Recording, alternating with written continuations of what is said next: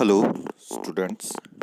मैं डॉक्टर भुवनेश्वर सुतार, मांगीलाल बागड़ी, राजकीय महाविद्यालय नोखा से। हम अध्ययन कर रहे हैं नाभिकीय भौतिकी में नाभिक और उनके अवयवों के बारे में। पिछले वीडियो में हमने नाभिक के आकार और उनके अवयवों के बारे में चर्चा की। इस वीडियो में हम नाभिकीय बल के बारे में चर्चा करेंगे। नाभिक में उपस्थित प्रोटॉन और न्यूट्रॉन, जिनको हम न्यूक्लियॉन कहते हैं, न्यूक्लियॉन के मध्य लगने वाला बल है, वह नाभिकीय बल कहलाता है। यह बल लघु परास का होता है और आकर्षण प्रकृति का होता है। इनके कुछ गुण जो हैं उनके बारे में चर्चा करेंगे। तो सबसे पहला, लघु परास, इसकी रेंज जो होती है वह नाभिक के अंदर ही अस्तित्व में रहता है, अर्थात दो न्यूक्लियनों के मध्य नाभिक के बल का मान फर्मी ऑर्डर का, यानी 1 से 3 फर्मी तक होता है। नाभिक के बाहर इस बल का अस्तित्व नहीं होता। तो इम्पोर्टेंट चीज़ है, इसकी परास जो होती है वह बहुत कम होती है। प्रबल आकर्षण बल, स्ट्रॉन्ग अट्रैक्टिव फोर्स। नाभिकीय बल की प्रकृति जो होती है वह आकर्षण प्रकृति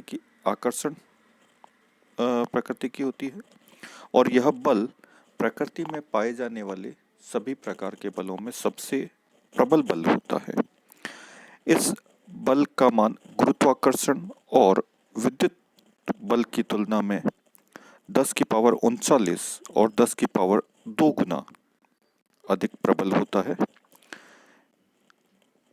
इसके साथ ही यह बहुत कम दूरी में आकर्षण बल की तरह व्यवहार करता है, और अधिक दूरी होने पर इस बल का कोई प्रभाव नहीं रहता। तीसरा और इम्पोर्टेंट पार्ट है स्पिन डिपेंडेंस, प्रचक्रण निर्भरता।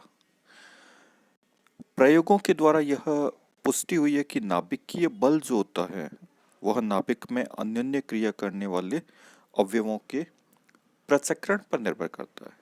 यानी प्रोटॉन और न्यूट्रॉन, या प्रोटॉन प्रोटॉन या न्यूट्रॉन न्यूट्रॉन के मध्य जो बल लगता है वह उनके स्पिन पर भी निर्भर करता है। न्यूट्रॉन, जिसमें एक प्रोटॉन एक न्यूट्रॉन होते हैं, दोनों का स्पिन अगर समांतर है, पैरेलल है, तो इस स्थिति में बाउंड स्टेट, और अगर प्रति समांतर है यानी एंटी पैरेलल है तो अनबाउंड स्टेट, अपरिबद्ध अवस्था होने की पुष्टि की जा चुकी है। तो यह बल जो होता है वह स्पिन डिपेंडेंट, प्रचक्रण पर निर्भरता रखता है। चौथा मूलभूत गुण है आवेश सममिति, चार्ज सिमेट्री, या चार्ज इंडिपेंडेंस, चार्ज स्वातंत्र्य। नाभिकीय बल नाभिक के अवयवों के आवेश पर निर्भर नहीं करता, अर्थात प्रोटॉन प्रोटॉन के मध्य, न्यूट्रॉन न्यूट्रॉन और न्यूट्रॉन प्रोटॉन के मध्य लगने वाले बल का मान समान होता है। इसकी पुष्टि विभिन्न प्रयोगों के द्वारा भी की जा चुकी है, जो हम देख सकते हैं। उदाहरण के लिए H3 जो है, जिसमें 3 न्यूक्लियन होंगे, एक प्रोटॉन और 2 न्यूट्रॉन होते हैं। दूसरा एलिमेंट He3 है। इन नाभिकों पर विचार करें, इसमें 2 प्रोटॉन और 1 न्यूट्रॉन होता है, लेकिन इन दोनों के मध्य बल का मान समान होता है। प्रायोगिक बल का मान या बंधन ऊर्जा की फॉर्म में अगर देखें तो बाइंडिंग एनर्जी H3 न्यूट्रॉन की और He3 की जो है 0.77 मेगा इलेक्ट्रॉन वोल्ट होती है, और He3 की जो बंधन ऊर्जा है वह 7.7 मेगा इलेक्ट्रॉन वोल्ट से अधिक और H3 की जो बंधन ऊर्जा है, He3 की बंधन ऊर्जा जो होती है वह 7.711 मेगा इलेक्ट्रॉन वोल्ट, और 1 He3 की जो बंधन ऊर्जा है वो 8.482 अधिक होती है। इन दोनों में काफ़ी कम अंतर है। यह माना जा सकता है कि Nn प्रोटॉन प्रोटॉन और न्यूट्रॉन प्रोटॉन के मध्य बल का मान समान होता है। और जो डिफरेंस है, डिफरेंस हम इस प्रकार से समझ सकते हैं कि प्रोटॉन प्रोटॉन जो है उनके मध्य कूलाम प्रतिकर्षण बल लगता है, जिसके कारण इन दोनों के मध्य कुल बल के मान में कुछ कमी आती है, जिससे यह अंतर की व्याख्या की जा सकती है। नेक्स्ट बहुत इंपॉर्टेंट पार्ट है संतृप्तता, सैचुरेशन। नाभिकीय बल जो होते हैं वो संतृप्तता की प्रकृति को रखते हैं। बाइंडिंग एनर्जी पर न्यूक्लियन, अर्थात नाभिकीय बंधन ऊर्जा प्रति नाभिकीय अवयवों की संख्या द्रव्यमान संख्या के मध्य ग्राफ का अध्ययन किया जाए तो पता चलता है कि इसका मान जो है इक्वल टू 20 के पश्चात लगभग नियत रहता है। अर्थात यह इस बात को रिप्रेजेंट करती है कि नाभिकीय बल जो है अपने आसपास के अवयवों से ही प्रभावित होता है। अर्थात नाभिकीय बल जिसकी रेंज बहुत कम होती है, तो यह अन्योन्य क्रिया केवल अपने आसपास चारों तरफ स्थित अन्य न्यूक्लियनों से ही अन्योन्य क्रिया करता है, और ऊर्जा के मान को अन्य जो न्यूक्लियन से जो इससे दूरी पर स्थित होते हैं उसके कारण नाभिकीय बल का प्रभाव नहीं होता और ऊर्जा के मान को प्रभावित नहीं करता है। तो नाभिकीय बल संतृप्त प्रकृति के होते हैं। नेक्स्ट इम्पॉर्टेंट प्रॉपर्टीज होती है विनिमय गुण, एक्सचेंज प्रॉपर्टी। नाभिकीय बल नाभिक में स्थित अवयवों के मध्य पाई मेसॉन के विनिमय से उत्पन्न होता है। बहुत इंपॉर्टेंट पार्ट है। जैसे हम विद्युत बल में कहते हैं कि कूलाम फोटोन का एक्सचेंज होता है। गुरुत्वीय बल में ग्रेविटॉन पार्टिकल के एक्सचेंज होता है। उसी प्रकार नाभिकीय बल में भी नाभिक में स्थित अवयवों के मध्य पाई मेसॉन के विनिमय से यह बल उत्पन्न होता है। तो विनिमय प्रकृति से के द्वारा इसको की व्याख्या की जा सकती है। अकेंद्रीय प्रकृति, नॉन सेंट्रल फोर्स। नाभिकीय बल जो होता है वह केंद्रीय बलों के समान नहीं होता। नाभिकीय बल जो होता है वह जटिल प्रकृति का होता है। इसका कुछ भाग अकेंद्रीय बलों के रूप में भी माना जा सकता है। विभिन्न नाभिकों में चुंबकीय आघूर्ण के प्रायोगिक और सैद्धांतिक मानों में अंतर से यह सिद्ध किया जा सकता है।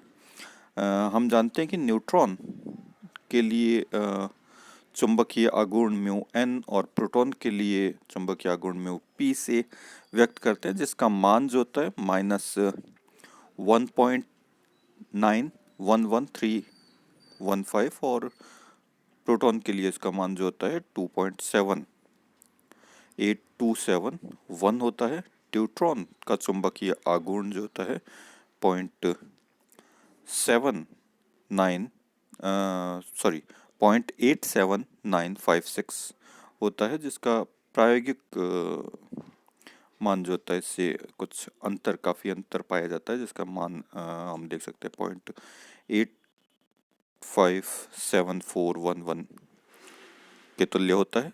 यह अंतर जो है इसकी व्याख्या अकेंद्रीय बलों या केंद्रीय बलों के रूप में मानकर नहीं की जा सकती, इसलिए हम इसको नॉन सेंट्रल फोर्स, अकेंद्रीय बलों के रूप में इसको माना जाता है।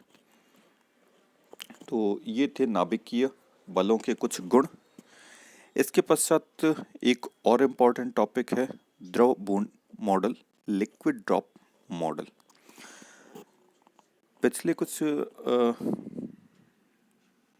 जो टॉपिक्स हैं उनमें हम नाभिक और उनके अवयवों और नाभिक के आकार के बारे में चर्चा कर रहे हैं।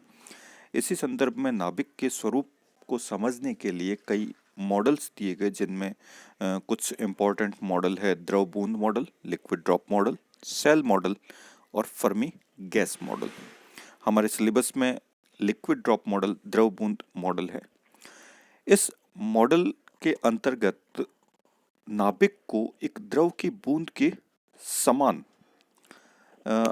इनकम्प्रेसिबल, असंपीड्य द्रव बूंद के समान माना गया और उसके आधार पर नाभिक की व्याख्या की जाती है।